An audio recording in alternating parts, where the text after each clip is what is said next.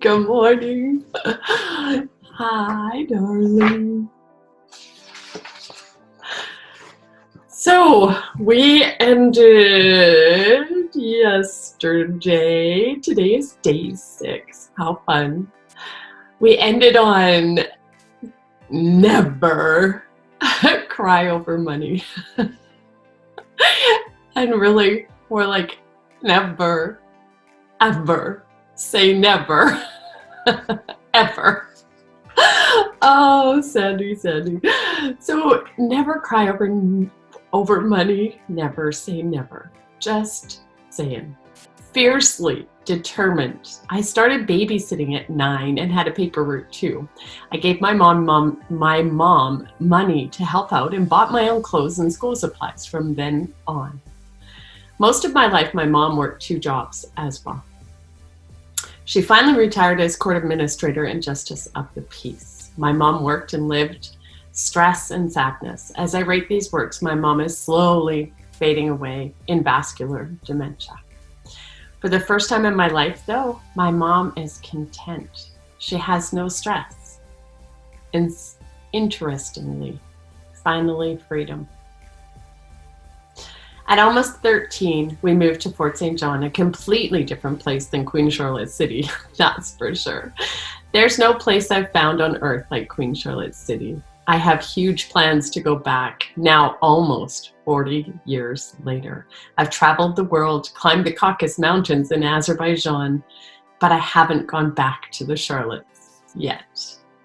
Fort St. John was an early cold splash of reality. I got heat stroke at the rodeo the very first few weeks that we were there. Definitely not a threat on the Queen Charlotte Islands. Heat stroke. I had long hair and I had super thick hair. Oh man, that heat stroke was horrible. Heat stroke is a horrible experience and one that I never hope to ever experience again. Grade 8 at Dr. Kearney Junior High School was an eye-opening experience for me. The girls, for the most part, were anything but friendly, and I found myself bullied, called fat and ugly a lot. So I ate. I stuffed my emotions. I bought Boston cream filled donuts at the canteen and swallowed my sadness, one chocolatey creamy bite at a time. My face broke out and my belly did too. I gained 60 pounds that first year. I've battled stuffing and swallowing my emotions ever since. I became friends with Rhonda, who is still a wonderful friend, and Dean, who was an Army cadet with my brother Clint. Both of those friendships carried me through my hard and sad days and years. Again, forever grateful for those 2 people. My first boyfriend was also a cadet, friend of my brother's, Rob. Rob and my brother Clint had plotted out their escape from life. When we were teens, they had grand plans of suicide, and I sincerely thank heaven and earth that didn't happen. Both my brother and Rob today are happily married. Rob lives on Vancouver Island and spends his winters in Mexico. He's just fine. So many of us struggle, especially as teens and often through to adults, when the darkness creeps in, it full-blown takes over. It doesn't send a letter that it's coming to visit, nor does it knock at our door or wait to be invited in. It bloody moves in and takes over our life. And if we survive, hallelujah. I couldn't be more grateful that my brother Clint is now, and my now Facebook friend Rob, are alive and well today. This was my earliest recognition that guys maybe and likely have it worse in the worthiness conversation than us girls. Males die, through the mental game of life. Males die by suicide 3 to 4 times more often than females. So girls, let's cut them some slack, shall we? Boys and men really do carry a heavier load than we do to perform in every facet of life. It's just rough to go through life not knowing that everyone It's just rough to go through life not knowing that everyone struggles. Everyone struggles. I was so innocent. My 16th birthday was literally skipping to 80s tunes while camping with my friends at Charlie Lake.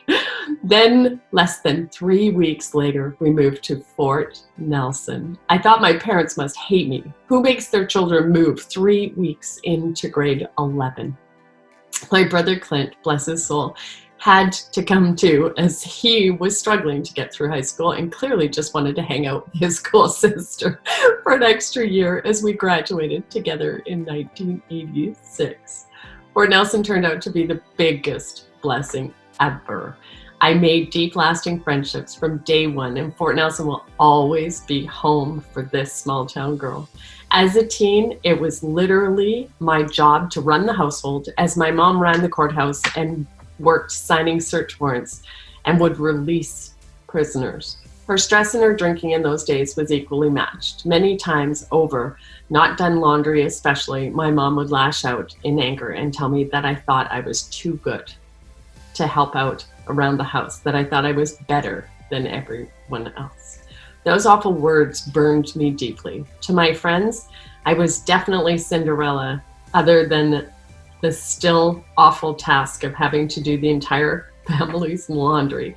I was responsible for the cooking, made grocery lists from flyers, helped grocery shop, did all of the cleaning, and I don't know, that's both sides. And dishes after supper before I was allowed to go anywhere. It was such a blessing that I was taught to absolutely multitask and to balance out, school and friends and cooking and cleaning. And because I'll tell you what, as an adult, there's not much that I can't handle for the most part. So it really is a blessing, some of those harder times. Others, friends have said, has Sandy told you she was abused? And it's like, no, I don't know. Nobody has it perfect, right? Everybody comes from some level of something. So anyways, I hope you're having a magical day. I hope you go out there and kick some proverbial in your authentic, unapologetic you. I love you. Thanks for hanging out with me, and I'll see you tomorrow.